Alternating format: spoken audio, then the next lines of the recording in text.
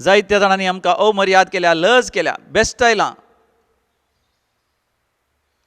तुजे तावन आमकां पयस वेलां. हे सर काळजा घाय तूं गूण कर बापा, आनी आमकां संपूर्ण बरी भलायकी आत्म्याची, जिवाची आनी कुडीची फावो कर. आनी आमी संपूर्ण बऱ्या भलायकेन ह्या संवसारांत तुजी भुरगीं कशीं संवसाराचो उजवाड पृथ्वीचें मीठ जावन जियोंक आमकां फावो कर.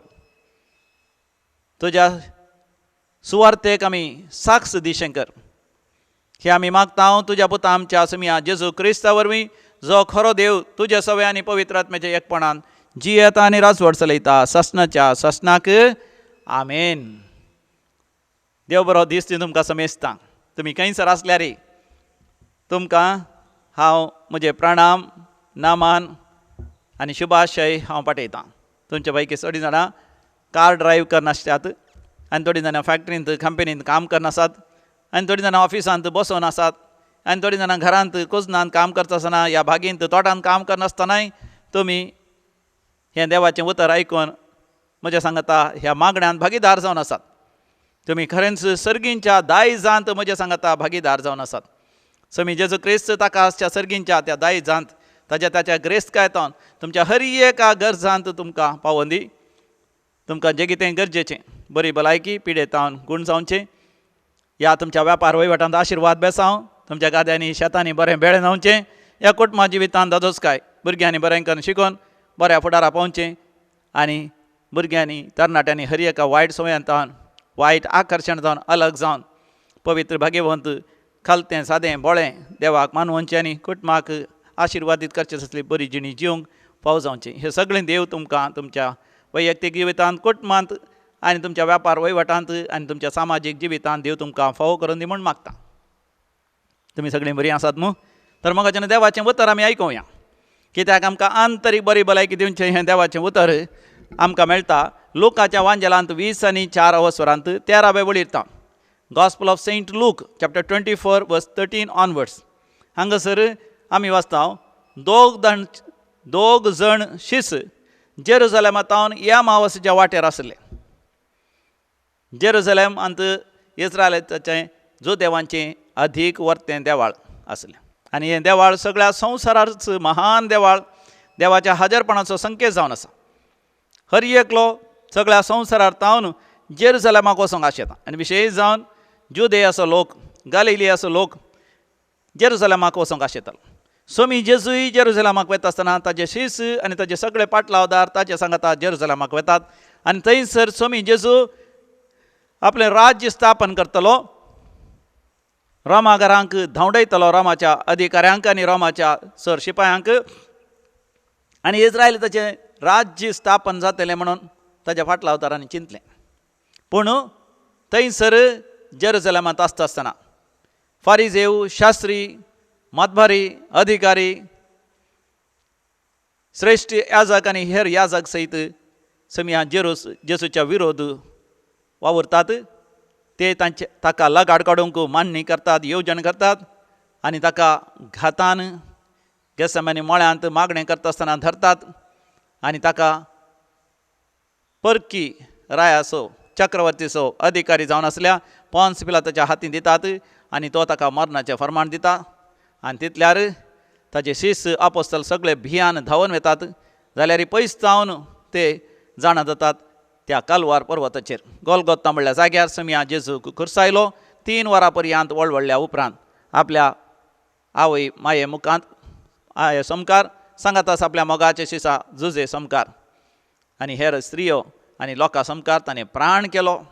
आनी उपरांत ताजी निर्जीव कूड निकोदेमान आनी आरिमातेच्या झुजें मानान आनी गौरवान त्या खुर्सा वयली देंवयली, मरियमायेच्या गोपान दिली. आनी उपरांत सुगंध द्रव्यांनी लेप काण सणाच्या वस्त्रांनी गोट लावन थंयसर लगीन आसल्या मोळ्यांत आसल्या एका सेपुल्क्रांत दवरला. आनी ताजे वयर एक व्हडली सयत शिळा धांपण जावन दवरलां. आनी ताचे वयर अधिकारी पोन्स पिलातान आपल्या अधिकाऱ्या मुखांत मोर मारल्या. ही खबर आयकल्लेच समिया जेजूचे शिस निराश जाले, देदेस्पर जाले आनी जेरुसलेम सोडून नाडाक बैसरले. नाड म्हळ्यार नाडाक वेचें म्हळ्यार आपल्या गांवाक पाटी वेचें. आपल्या पयलेंच्या खसोबा पाठिंवेचें म्हणजे आपल्याली धरलेली वाट तांणी सांडची समिया जेजू सांगता नवी वाट तांणी धरलेली देवाचें राज स्थापन करच्याक तांणी दृढ निर्धार केल्लो पूण आतां ते निर्धारांतल्यान फाटीं सरल्या निराश जाल्यात देदेस्पर जाल्यात आमी म्हणटा आंतरीक बरी भलायकी होगडायल्या म्हळ्यार निराश जाल्ल्यांक देदेस्पर जाल्ल्यांक न्हयच केवल जीवघात करता म्हणल्यांक आनी हेरां तरांनी जर तर नियंत्रण करूंक जायना तसल्यो वायट संवय आमचे थंय आसा जाल्यार ताका आमी म्हणटा ताणें आंतरीक बरी भलायकी होगडायल्या कोणें बरी भलायकी होगडायल्या जर तर कोणाकी मीत मेर नासलेलो राग येता तेका म्हणटात क्रोध म्हणटात राग येता आमकां कितेंय सोडवणें जाल्या वेळार क्रोध म्हळ्यार नियंत्रणांतलो राग आमी गाळी दिता शिराप दिता वायट मागता कुटुंबाच्यांक घोव बायलेक बायल घोवाक आवय बापाय भुरग्यांक भुरग्यां आवय बापायक कुटुंबाच्या शेजारच्यांक गाळी शिराप दिवची पोजडें उलोवचें सयत आनी नाका जाल्ले शब्द सांगचे आनी बसक जावचें कंट्रोल नासलें तसलें एक वर्तन केल्यार ताका म्हणटात क्रोध इंग्लिशान म्हणटा रॉथ ह्या 7 महापातकां पैकी एक महापातक जावन आसा क्रोध हें 11चें पातक म्हणयत पूण पयलेंचें महापातक जावन आसा गर्व आनी हंकार गर्वी हंकारी मनीस हांव हांव हांव म्हणून गर्वान उलयता ताका आंतरीक बरी भलायकी ना म्हण कळटा पूण आंतरीक बरी भलायकी लाभलेलो मनीस केदाळ कितें आसता कालतो सादो भोळो दुसरें महापातक जावन आसा आबलेस आबुस्वार्थ ग्रीड म्हणटात वस्तूंची पयशांची भांगाराची कारांची वाहनांची दुडवाची स्टॉक मार्केटींत पयशे बँकांत पयशे थंय हांगासर जागो काडून घेवचो थंय हांगासर भांगार काडून घेवन दवरचें मोतयां काडून दवरचीं वज्रां काडून कितलें काडून गेल्यार ताका आशा बागाना मात न्ही बायले सांगता घोवा सांगता भुरग्यां सांगता हेरां सांगता सयत वांटून घेवंक तयार नात आसल्याक आशा सडकी आनी वय नल्ल्याक चुकल सडकी त्या तरांचे व्यक्ती हाचो अर्थ ताका आंतरीक बरी भलायकी ना शांती ना समाधान ना ग्रेस्त मनशांक मीत मिरवून ग्रेस्त काय आसल्यांक शांती समाधान आसना कितल्याक दुर्बळे नाका ते वांटूंक ते तयार नात आनी एक पटीन ग्रेस्त काय आसा तिसरें महापातक जावन आसा पोटार्दपण केदाळां खावचें if you are eating too much it is called gluttony and that is the sign that you have lost your inner peace, inner joy.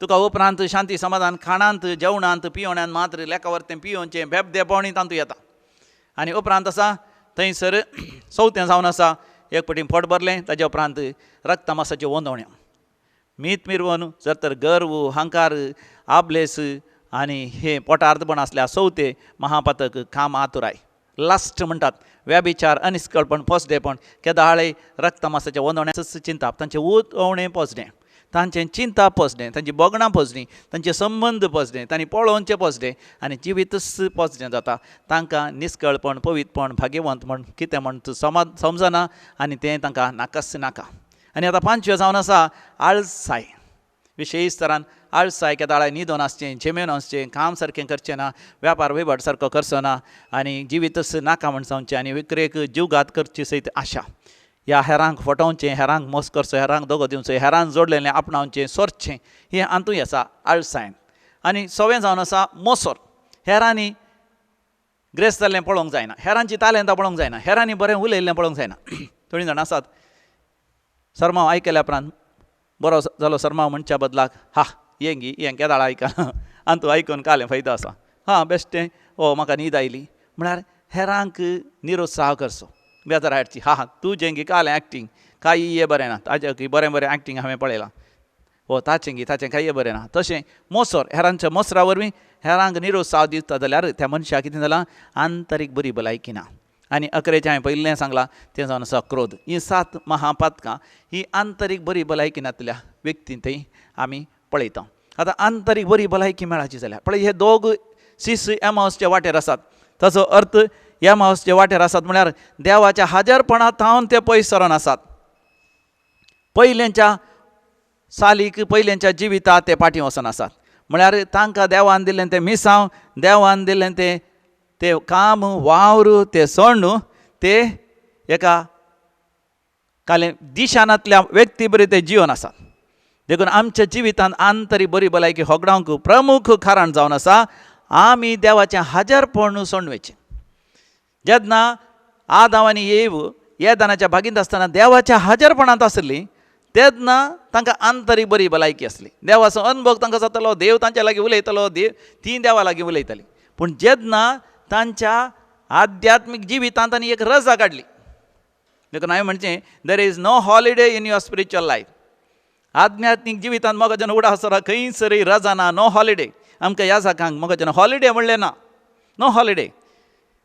जिणयेंत हरी एका घडये, हरी एका सेकंडाक, हरी एका मिनिटाक, हरी एका वरांक,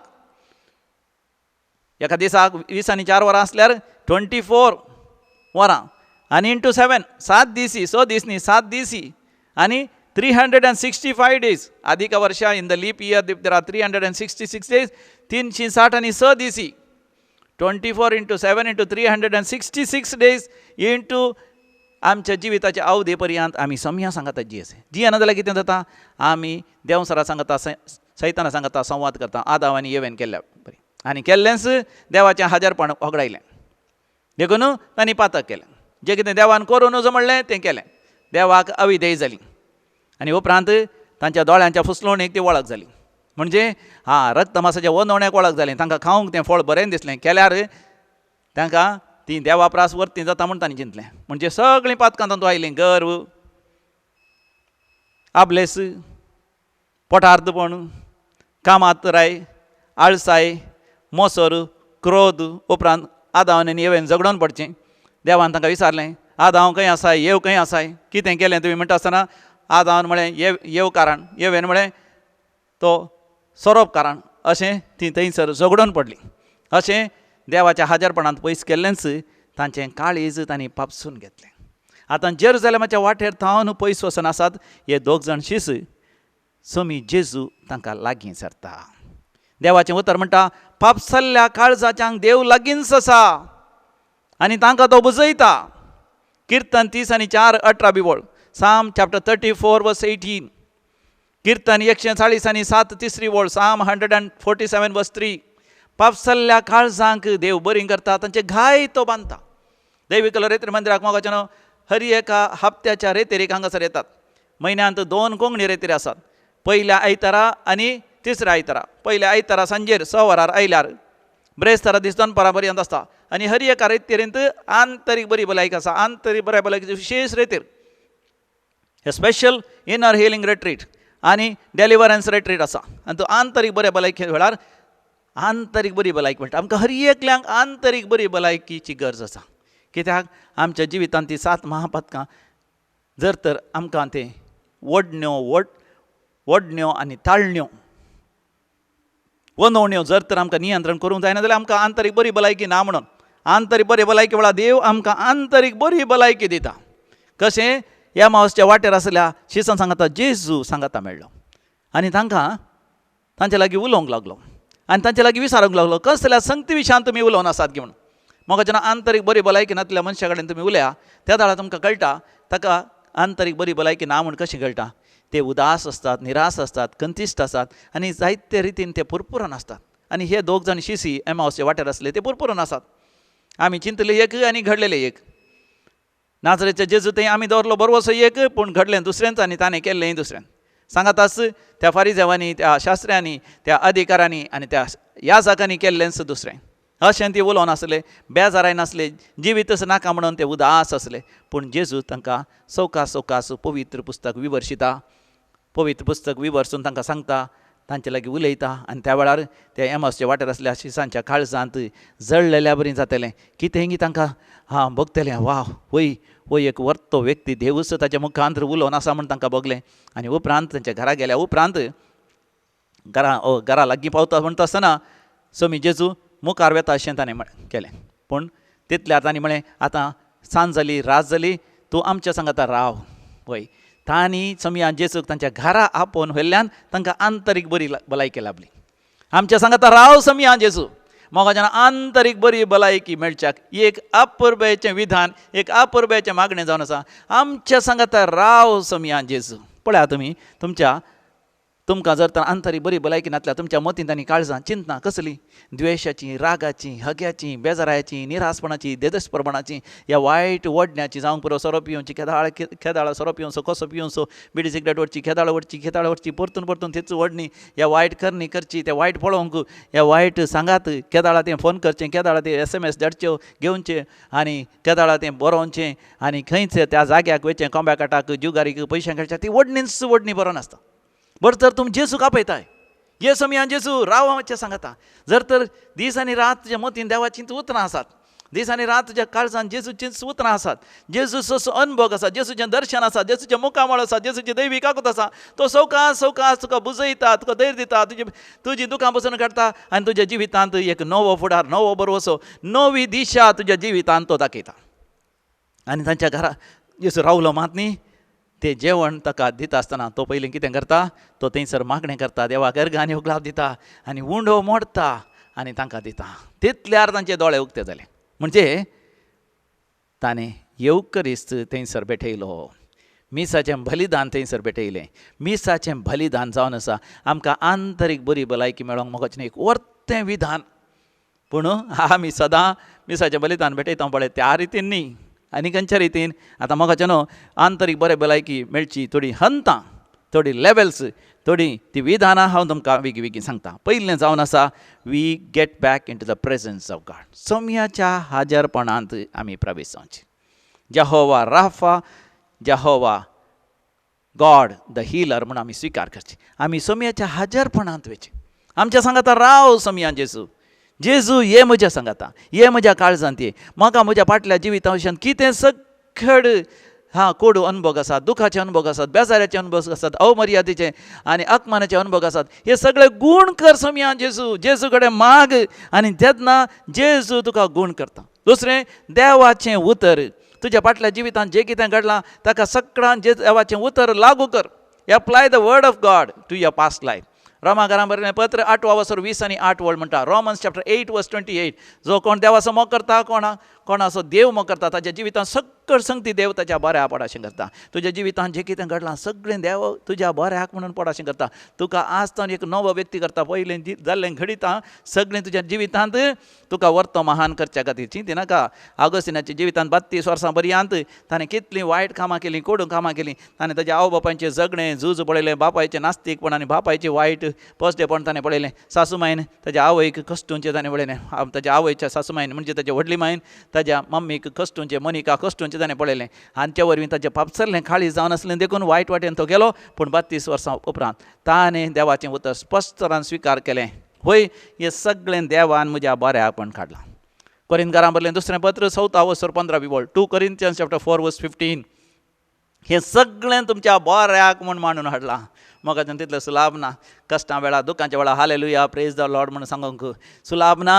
पूण तें देवाचें उतर सत. हें सगळें देव बऱ्याक काडूंक शकता, बरें जावन रुपांतर करूंक शकता.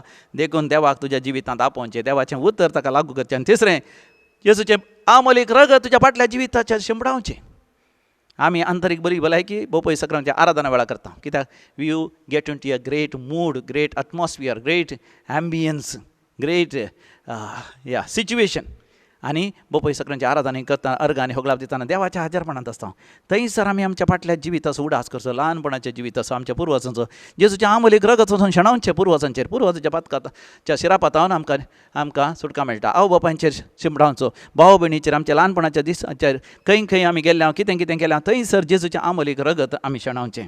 आनी चवथें जावन आसा डेलिव्हरन्स. देंवसरा धांवडूंच्याक म्हणटा डेलिव्हरन्स, सुटके सोडवणेचें न्ही. आमी केवळ सुटका सोडवणे आज मागासी आमच्या फाटल्या जिवितांत जर तर जुगारीची संवय आयल्या, ल्हान आसतना ती येता आमच्या जिवितांत. ल्हान आसतना ते पसडे पळोवनची वडणी येता. ल्हान आसतना आपणा इतल्या वायट करणी करची वडणी येता. ल्हान आसतना ती सोरो पिवची वडणी येता. ह्या ल्हान आसतना आमकां फटी मारची, दोगो दिवची, ह्या कोणाक फसोवची ती वडणी येता. नाका जाल्यार बूक वाचची, आळसाय. थंय केदाळा पातकांची संवय आमच्या भितर सरली जिवितांत. त्या फाटल्या अनुभवाक, त्या अनुभव जाल्ल्या त्या जाग्याक वचून थंय आमी डेलिव्हरन्स करचें. देंवसरा फरमायचें, भायर सर देंवसरा म्हजे सरशिलो.